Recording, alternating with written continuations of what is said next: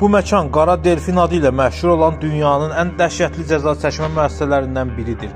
Orenburg vilayətində yerləşən 6 nömrəli xüsusi cəza çəkmə müəssisəsi Rusiya paytaxtından uzaqda olsa da, hələ SSRİ dövründə bütün ölkədə Qara Delfin adı ilə məşhur olub. Bu koloniyada ən qatı cinayətkarlar cəza çəkirlər. Terroristlərin də saxlandığı bu həbsxanada qatillər təxminən 3500 insanın həyatına son qoyub. Bu da hər məhbus başına ən azı 5 cinayət deməkdir. Qara Delfin adı verilən bu həbsxana sözün əsl mənasında dəhşət saçır. Burada dünyanın ən dəhşətli qatillərindən cəmi 700 nəfəri yaşayır. Ən maraqlı məqamlardan biri də həbsxananın adı məhkumlarının özü qoymasıdır. Həbsxananın girişində məhkumlar tərəfindən Qara Delfin inşa edilib. Həbsxanaya da elə buna görə də məhkumlar Qara Delfin adını veriblər.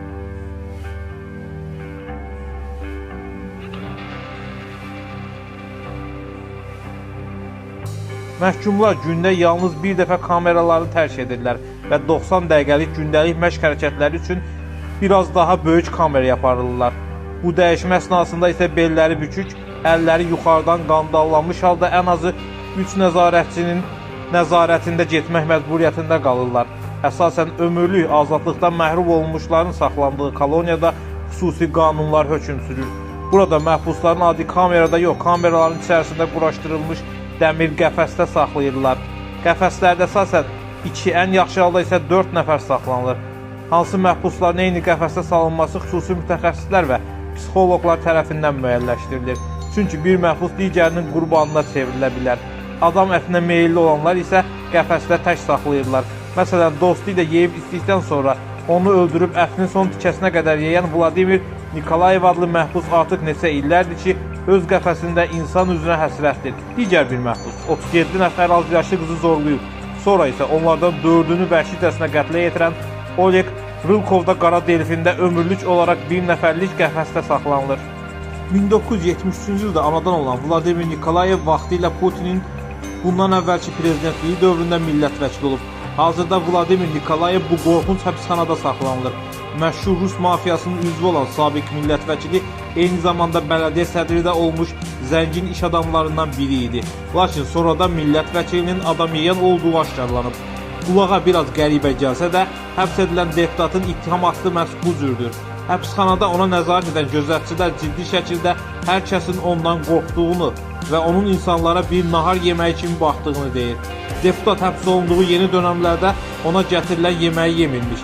Mənə insan əti gətirin deyə saxlanıldığı kamerada qışqırırmış.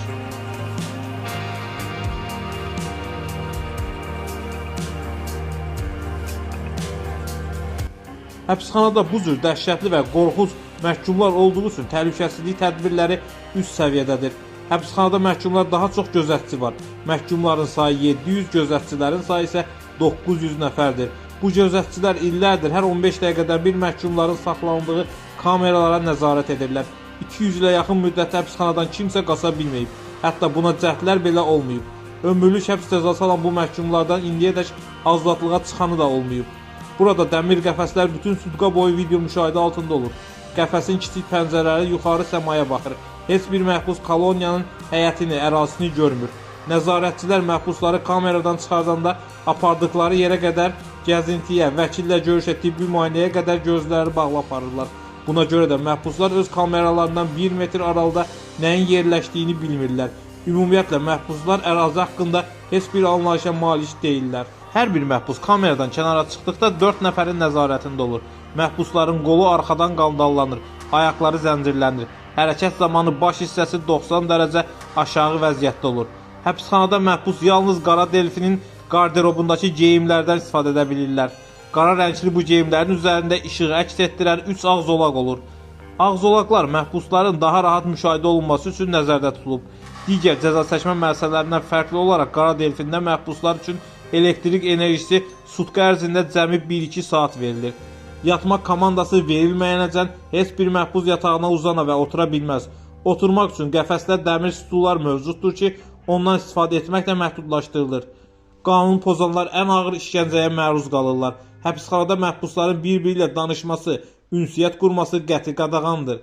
Qara Delfin yazılmamış qanunlar haqqında mətbuatda mütəmadi olaraq yazılar dərc olunur. Məhbusların yaxınlarının şikayətləri gündəmə çıxarılır. amma bunlar qara delfinə heç bir təsir etmir. Şikayətçilərin yazdıqlarına görə həbsxanada məhbus və nəzarətçi münasibətləri ağlasığmaz dərəcədə sərt və kəskindir. Məsələn, tibbi xidmətə ehtiyacı olan məhbus bununla bağlı nəzarətçiyə müraciət edəndə o dərhal yazılmamış qanunlarla cəzalandırılır. Tutaq ki, məhbus yüksək qan təzyiqindən əziyyət çəkir və o nəzarətçidən ona iynə vurulmasını xahiş edir. Nəzarətçi baş üstə deyib məhbusu tibb məntəqəsinə aparır və o məntəqəyə daha bir məhbus gətirilir. Həmin məhbus QİÇS xəstəliyinə yoluxmuş olur. Əvvəlcə QİÇS xəstəliyi olan məhbusa iynə vurulur. Sonra eyni şprislə qan təzyiqindən əziyyət çəkən məhbusa iynə vururlar və ona xəbərdarlıq edirlər ki, əvvəlki məhbusda QİÇS xəstəliyi var.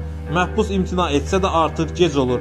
Məhbusların yaxınları şikayətləri təkcə tibb xidməti ilə bağlı olmur. Onlar görüş, ərzaq, təmizlik məsələləri ilə də vəziyyətin acınacaqlı olduğunu yazırlar. Qeyd edək ki, Qara Delfi 1773-cü ildə 2-ci Yekaterinanın hakimiyyəti dövründə inşa edilib və bu günə kimi də həbsxana kimi fəaliyyət göstərir. Stalin hakimiyyəti illərində isə Qara Delfin qonaqlarının sayına görə rekord həddə çatıb. NKVD rəhbərliyi həbsxanadan yetərincə səmərəli istifadə ediblər.